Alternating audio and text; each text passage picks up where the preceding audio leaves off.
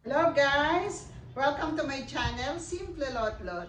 Ngayon, magluluto ako ng masarap na fried chicken. Samahan niyo ako guys!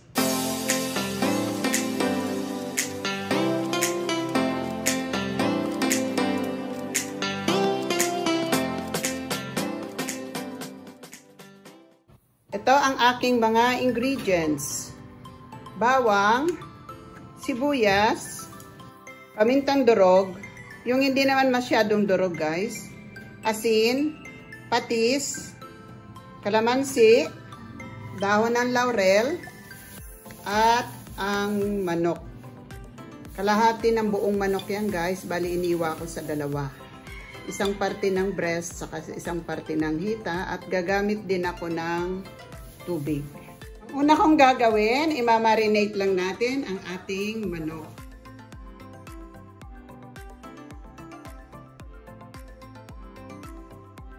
Lalagyan natin siya ng patis.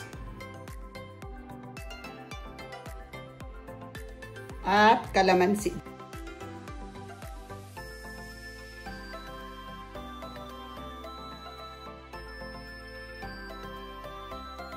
Marinate natin to guys ng 1 hour. At least isang oras. Pero mas masarap kung lulutuin nyo kinabukasan. Sa gabi pa lang, i-marinate nyo na.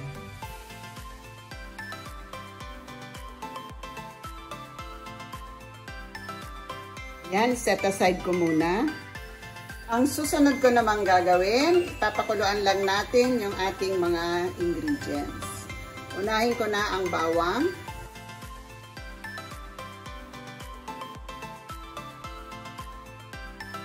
Susunod ko naman ang sibuyas.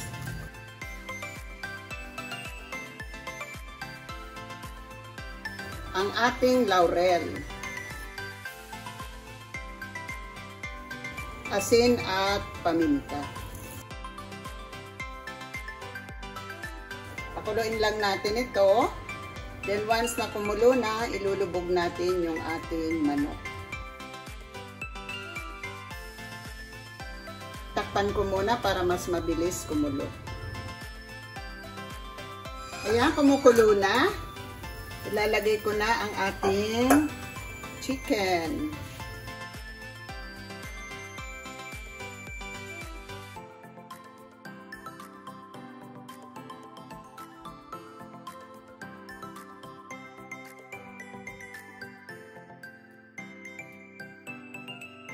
Pakuloy natin yung ating manok ng 10 to 12 minutes.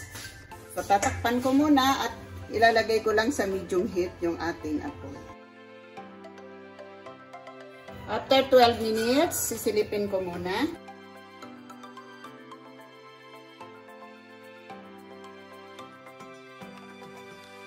Ayan, okay na. Papatayin ko muna yung ating kalan. Papatuloyin muna natin ito bago natin ito iprito. Kailangan guys yung sabaw medyo maalat siya para kumapit sa ating manok. Kasi pag matabang yung ating sabaw, hindi kakapit sa manok. Kahit ikinote na ninyo kanina ng patis.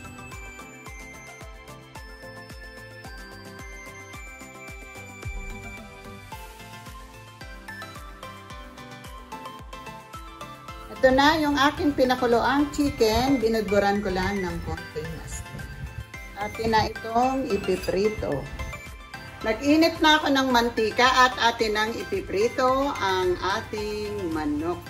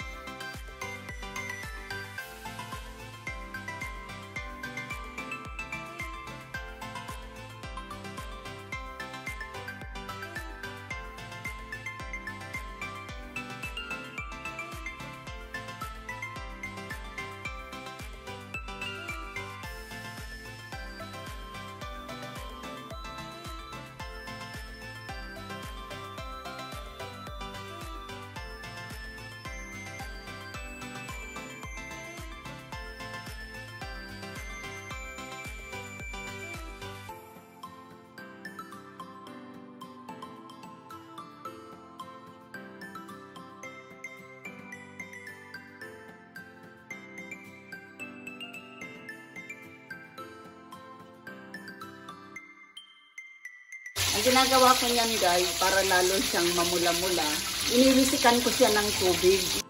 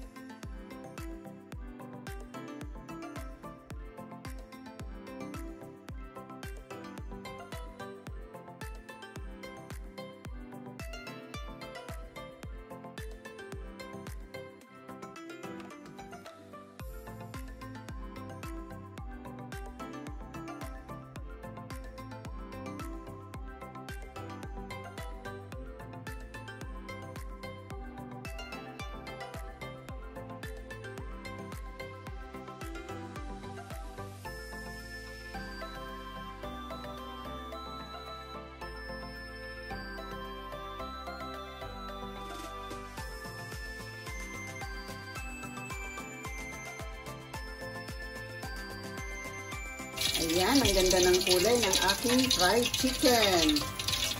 Papatayin ko na yung apoy at atin na itong ilalagay sa lalagyan.